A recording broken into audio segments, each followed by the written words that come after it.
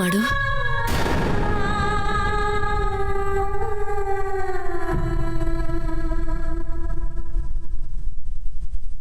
ಯಾವ ರೀತಿಯಲ್ಲಿ ನೀವು ನಿಮ್ಮ ಕೈಯಿಂದ ನಿಮ್ಮ ಅಮ್ಮನಿಗೆ ಊಟ ಮಾಡಿಸ್ತಿದ್ದೀರೋ ಅದೇ ಪ್ರಕಾರ ನೀವು ಕೈಲಾಸದಲ್ಲಿದ್ದಾಗ ನನಗೂ ನಿಮ್ಮ ಕೈಯಾರೆ ಊಟ ಮಾಡಿಸ್ದೆ. ಯಾವತ್ತೂ ಏನೂ ತಿಂತಾ ಇರಲಿಲ್ಲ ಮಹಾದೇವ.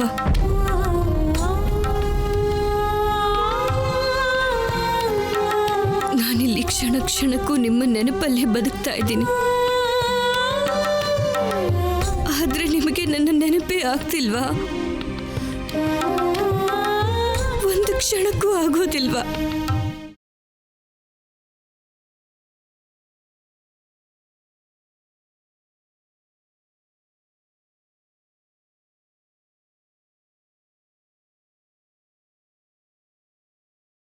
ಅನ್ನಪೂರ್ಣೆಯ ರೂಪದಲ್ಲಿ ನಾನು ಅನ್ನಕ್ಕೆ ಅಗೌರವ ಮಾಡೋದಿಲ್ಲ. ಆದರೆ ನಿಮ್ಮನ್ನ ಸಾಕ್ಷಿಯಾಗಿಟ್ಕೊಂಡು ನಾನು ಈ ಸಂಕಲ್ಪ ಮಾಡ್ತಿದ್ದೀನಿ. ನಾನು ಇವತ್ತಿನ ನಂತರ ಮಹಾದೇವ ಯಾವಾಗ ನನಗೆ ಊಟ ಮಾಡಿಸ್ತಾರೋ ಅಲ್ಲಿವರೆಗೂ ನಾನು ಅನ್ನ ನೀರು ಏನನ್ನು ಸೇವಿಸೋದಿಲ್ಲ ಅಂತ ಸಂಕಲ್ಪ ಮಾಡ್ತೀನಿ. ದೇವಾ, ನಾರಾಯಣ, ಇವತ್ತು ನೀವಿಬ್ರು ಅಪ್ಪನ ಜೊತೆ ಗುರುಕುಲಕ್ಕೆ ಹೋಗ್ಬೇಕು. ಸರಿ ಅಮ್ಮ.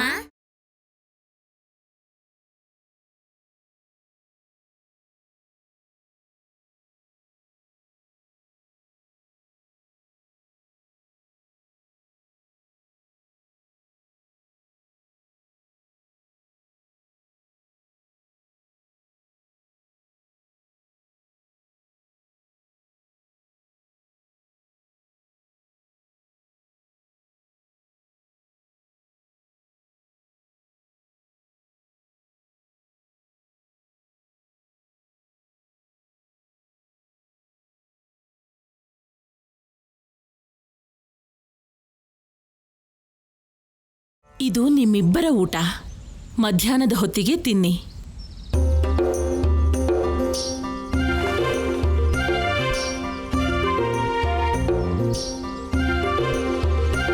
ಆಶೀರ್ವಾದ ಮಾಡಿ ಅಮ್ಮ. ನಂಗೂ ಮಾಡಿ ಅಮ್ಮ.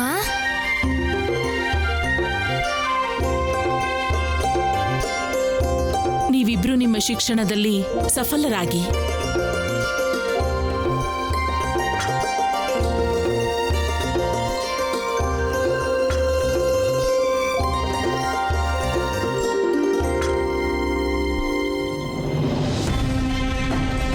ಇನ್ನು ಶಿವನಿಗೆ ನಿಮ್ಮ ಕತೆ ಕೇಳೋದಿಕ್ಕೆ ಸಮಯ ಸಿಗೋದಿಲ್ಲ ದೇವಿ ಪಾರ್ವತಿ.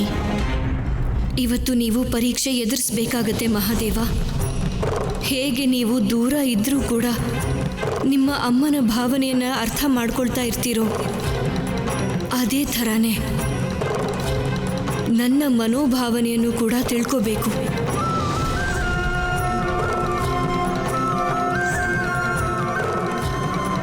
ನೀವು ನನ್ನ ಕಥೆಯನ್ನು ಕೇಳಬೇಕಾಗತ್ತೆ.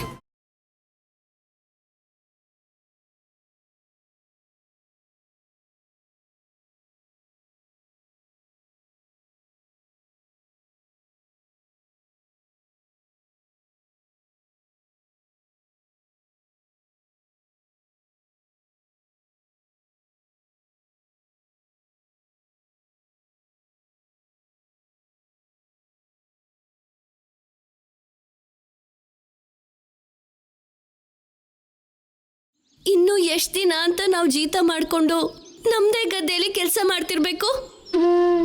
ನಾವು ದಣಿಗಳಿಂದ ಸೇವಕರಾಗಿದ್ದು ಹೇಗೆ? ಹೇಳಿ ಅಪ್ಪ, ಹೇಗಾಯ್ತಿದು? ಬಡತನ ಅನ್ನೋದೇ ದೊಡ್ಡ ಶಾಪ ಮಗಳೇ. ಅಂದ್ರೆ ನಮ್ಗೆ ಈ ಕೆಟ್ಟ ಜೀತದ ಜೀವನದಿಂದ ಮುಕ್ತಿ ಸಿಗಲ್ವಪ್ಪ? ನಮಗೆ ಮುಕ್ತಿನ ಶಿವನೇ ಕೊಡ್ಬೇಕಮ್ಮ. ನಾನು ಕೇಳಿದ್ದೆ, ಈ ಕ್ಷೇತ್ರದಲ್ಲಿ ಭಗವಂತ ಮಹಾದೇವ ಮಾತೆ ಅನುಸೂಯ ಮನೆಯಲ್ಲಿ ಜನ್ಮ ತಾಳಿದಾರಂತೆ. ಈಗ ನಮ್ಮ ದುಃಖನ ಅವರೇ ಕಡಿಮೆ ಮಾಡಬೇಕು ಮಗಳೇ.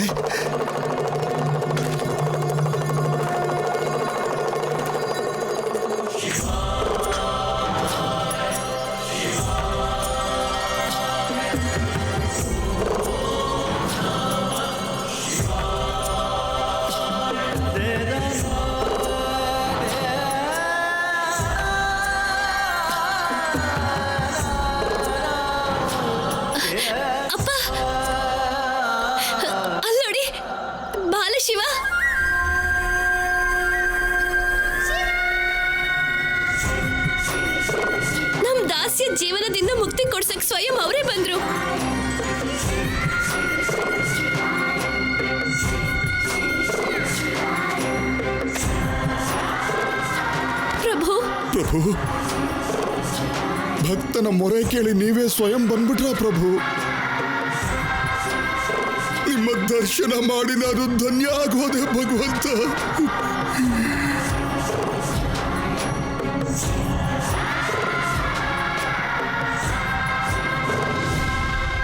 ನೀವು ಕೃಷಿಕರು, ನೀವು ನಮಗೆ ನಮಸ್ಕಾರ ಮಾಡಬಾರ್ದು.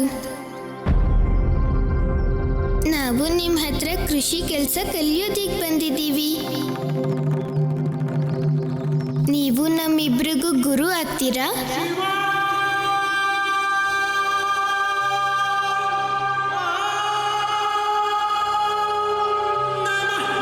ಪ್ರಭು, ನೀವಿದೇನ್ ಹೇಳ್ತಾ ಇದ್ದೀರಾ ಪ್ರಭು? ಇಲ್ಲ ಇಲ್ಲ ಇಲ್ಲ,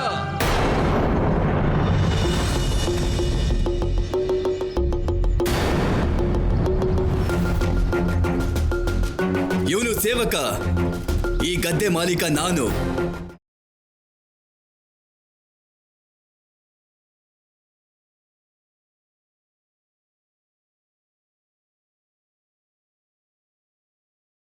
ಹೇಳು, ಏನ್ ಕೆಲ್ಸ ಇದೆ? ಯಾಕೆ ಬಂದಿದ್ಯಾ ನೀನು? ತಾನಾಗಿನ ಏನಾದ್ರೂ ಬೇಕಿದ್ರೆ ವಾಪಸ್ ಹೋಗು. ಯಾಕಂದ್ರೆ ನನಗೆ ಈಶ್ವರನ ಮೇಲೆ ನಂಬಿಕೆನೇ ಇಲ್ಲ. ನಾಸ್ತಿಕ ನಾನು.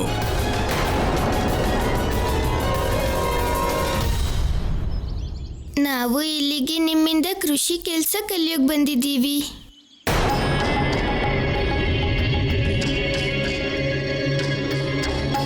ಒಂಥರ ಒಳ್ಳೇದೇ ಆಯ್ತು. ದುಡ್ಡೇ ಕೊಡದೆ ಕೆಲಸ ಮಾಡೋದಕ್ಕೆ ಇಬ್ರು ಕೆಲಸದವರು ಸಿಕ್ಕಂಗಾಯ್ತು. ಚೆನ್ನಾಗಿ ದುಡಿಸ್ಕೋತೀನಿ ಇವ್ರನ್ನ. ನೀವು ಉತ್ತರ ಕೊಡ್ಲೇ ಇಲ್ಲ. ನೀವು ನಮಗೆ ಕೃಷಿ ಕೆಲಸ ಕಲಿಯೋಕೆ ಅವಕಾಶ ಕೊಡ್ತೀರಾ? ಹಾ, ನಾನ್ ಕಲಿಸ್ತೀನಿ ಕೃಷಿ ಕೆಲಸನ. ಆದ್ರೆ ಈ ಕೆಲಸಕ್ಕೆ ನೀವು ಬಹಳ ಪರಿಶ್ರಮ ಹಾಕ್ಬೇಕಾಗತ್ತೆ. ನೀವು ಕೆಲಸನ ಚೆನ್ನಾಗಿ ಮಾಡ್ತೀರಾ? ಕೆಲಸಕ್ಕೆಲ್ಲ ಹೆದರಲ್ಲ ನಾವು. ಕೃಷಿ ಬಗ್ಗೆ ಏನಾದ್ರೂ ಗೊತ್ತಿದ್ಯಾ ನಿಮ್ಗೆ? ಅಥವಾ ಸುಮ್ಮನೆ ಕೆಲಸ ಕೇಳ್ಕೊಂಡು ಬಂದ್ರಾ? ನನ್ನ ಅಮ್ಮ ಏನು ಹೇಳ್ತಾರೆ ಅಂದರೆ, ಈ ಕೃಷಿ ಕೆಲಸದಲ್ಲಿ ಪಶು ಮತ್ತು ಪಕ್ಷಿಗಳಿಂದ ಗದ್ದೆಗಳನ್ನು ರಕ್ಷಿಸಬೇಕಾಗತ್ತೆ. ಎಚ್ಚರ ಇಟ್ಕೊಂಡು ನೋಡ್ತಾ ಇರಬೇಕಾಗತ್ತೆ. ಫಸಲು ಹಾಳಾಗಬಾರ್ದಲ್ವಾ? ಸರಿ ಸರಿ, ನೀವಿಬ್ರು ಹೋಗಿ ಆ ಗದ್ದೆನ ಎಚ್ಚರದಿಂದ ಕಾಯಿರಿ. ಹೋಗಿ.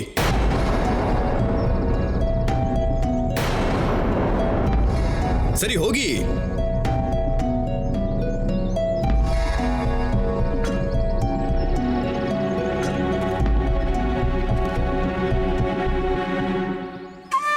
ಇದೇನಿದು?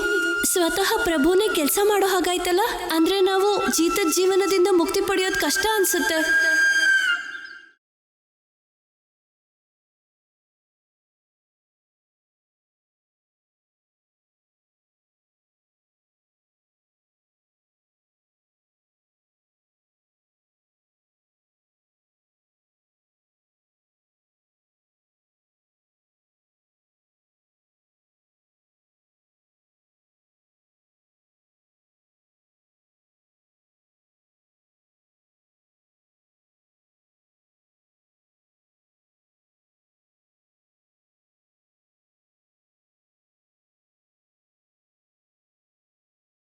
ಗೆಳೆಯ, ನಾವು ಕೃಷಿ ಕೆಲಸ ಕಲಿಯೋದಕ್ಕೆ ಪ್ರಾರಂಭ ಮಾಡಿಬಿಟ್ವಿ.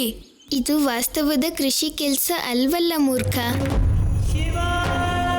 ನಾವು ಬೀಜ ಬಿತ್ತನೆ ಮಾಡೋದಿಕ್ಕೆ ಉಳುಮೆಯಿಂದ ಶುರು ಮಾಡಿ ಫಸಲು ಕತ್ತರಿಸೋ ಕೆಲಸದವರೆಗೂ ಕಲಿಯೋಣ.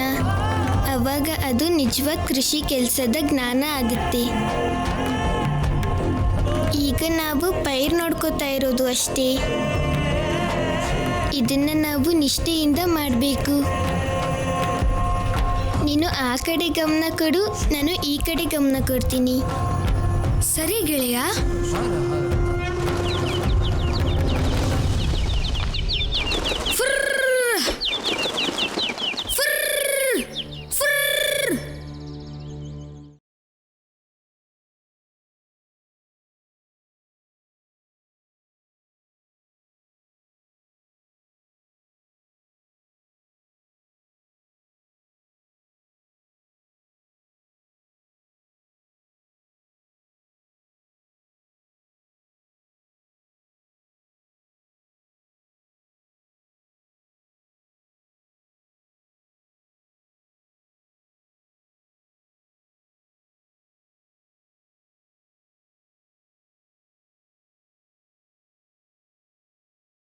ಹೇ ಪಕ್ಷಿಗಳೇ, ನಿಂತ್ಕೊಳ್ಳಿ.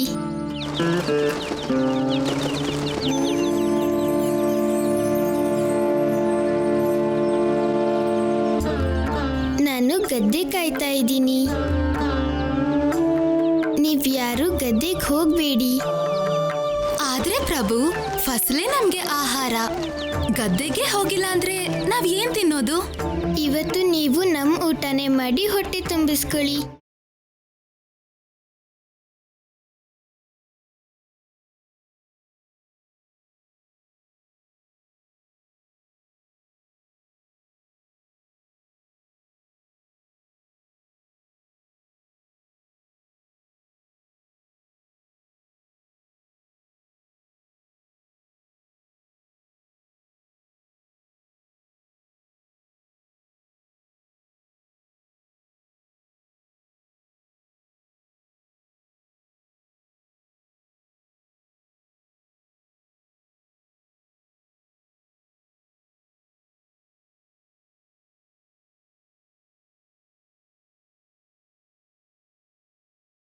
ಪಕ್ಷಿಗಳು ತಿನ್ನೋದನ್ನ ನೋಡ್ತಾ ಇದ್ರೆ ನನಗೆ ತೃಪ್ತಿ ಅನುಭೂತಿ ಆಗ್ತಿದೆ. ಮೂರ್ಖ, ನೀನು ನಿನ್ನ ಊಟನ ಇವರಿಗೆ ಕೊಟ್ಬಿಡು.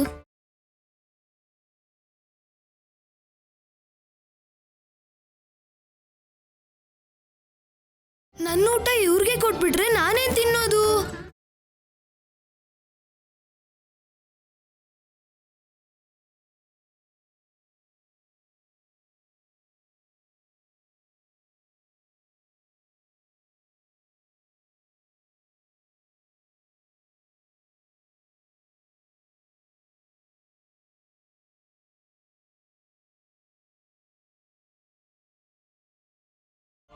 ಕೊಡೋದಿಲ್ವಾ? ಸರಿ, ಕೊಡ್ಬೇಡ. ನಾನು ಒತ್ತಾಯ ಮಾಡಲ್ಲ ಮೂರ್ಖ. ಹಾಗಲ್ಲ ಗೆಳೆಯ, ನಿನಗೆ ನನ್ನ ಮೇಲೆ ಪೂರ್ತಿ ಅಧಿಕಾರ ಇದೆ. ನಂಗೆ ಊಟ ಅಂದ್ರೆ ತುಂಬಾ ಇಷ್ಟ, ಆದ್ರೆ ನಿನ್ಗಿಂತ ಮುಖ್ಯ ಅಲ್ಲ ಗೆಳೆಯ.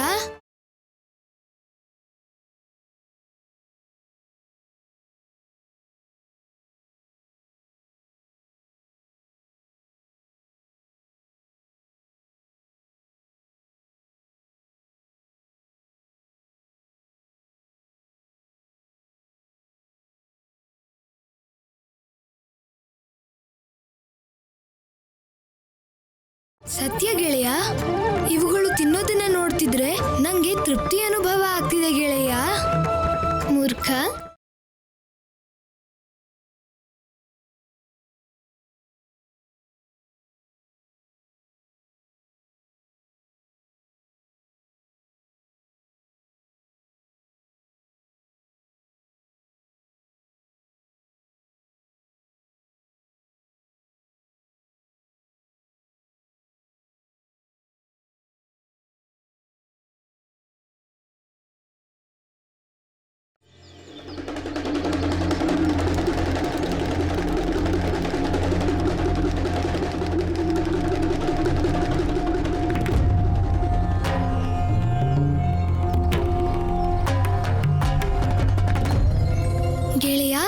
ಗದ್ದೆ ಕಡೆಗೆ ಗಮನ ಕೊಡ್ಬೇಡ.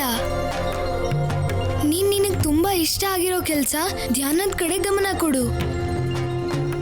ಯಾಕಂದ್ರೆ ಹಕ್ಕಿಗಳು ಊಟ ಮಾಡಿ ಹೋಗಾಯ್ತು, ಅವುಗಳು ಈಗ ಬರೋದಿಲ್ಲ.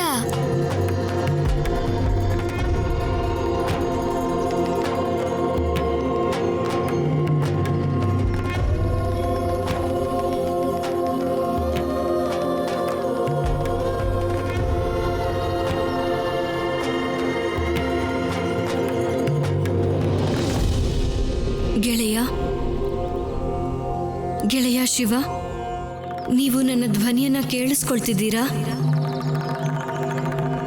ಗೆಳೆಯ, ನಾನು ನಿಮಗೆ ಕತೆ ಮುಂದುವರಿಸಬೇಕು ಅಂತಿದ್ದೀನಿ.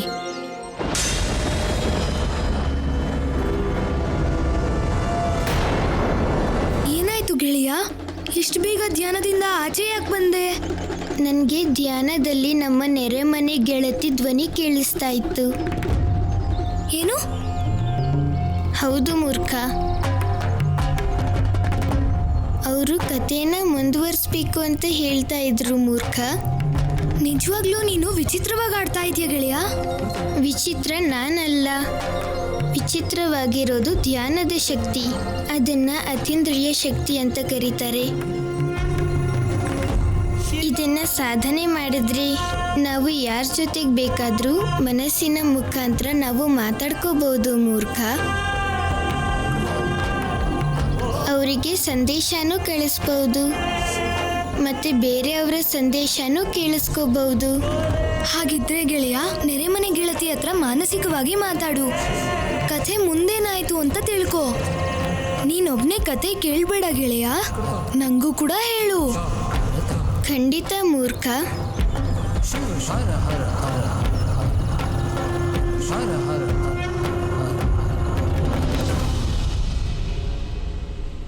ಗೆಳತಿ ಗೆಳತಿ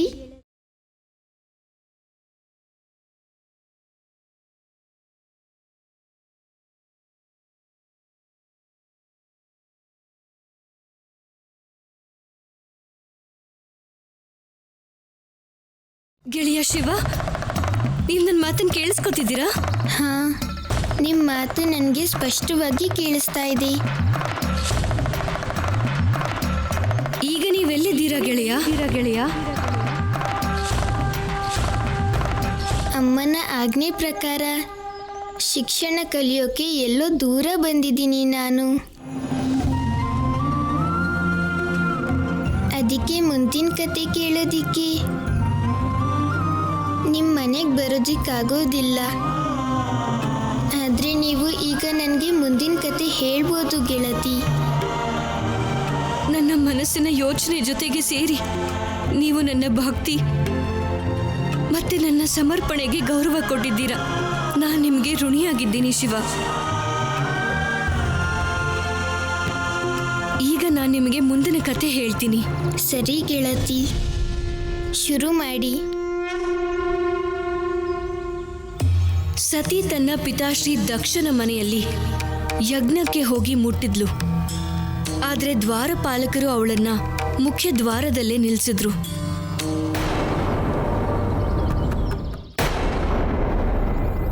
ಕಥೆಯಲ್ಲಿ ಮುಂದೇನಾಯ್ತೀಗ?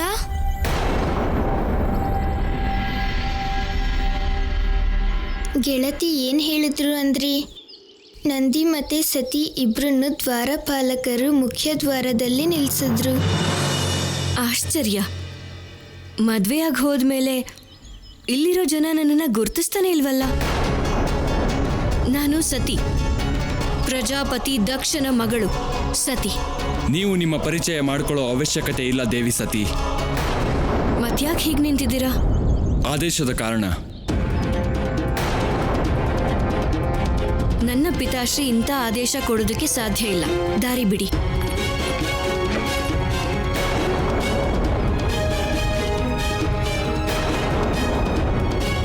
ನಂದಿಗೆ ದ್ವಾರಪಾಲಕರು ಹಾಗೆ ಮಾಡಿದ್ದು ಬಹಳ ಸಿಟ್ಟು ತರಿಸ್ತಾ ಇತ್ತು.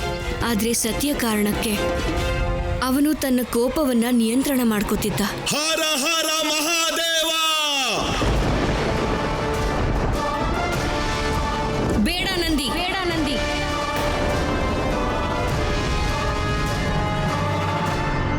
ನನ್ನ ತವರು ಮನೆಯವ್ರ ಹತ್ರ ಈ ರೀತಿ ನಡ್ಕೊಳ್ಳೋದಕ್ಕೆ ನಿನಗೆ ಯಾವ ಅಧಿಕಾರನೂ ಇಲ್ಲ. ಮಾತೆ, ಈ ಸೈನಿಕರು ನಿಮ್ಮ... ಸಾಕು, ಇದನ್ನಿಲ್ಲಿಗೆ ನಿಲ್ಸು. ಇದು ನನ್ನ ಆದೇಶ. ನಾನು ಮಾತಾಡ್ತಿದ್ದೀನಿ.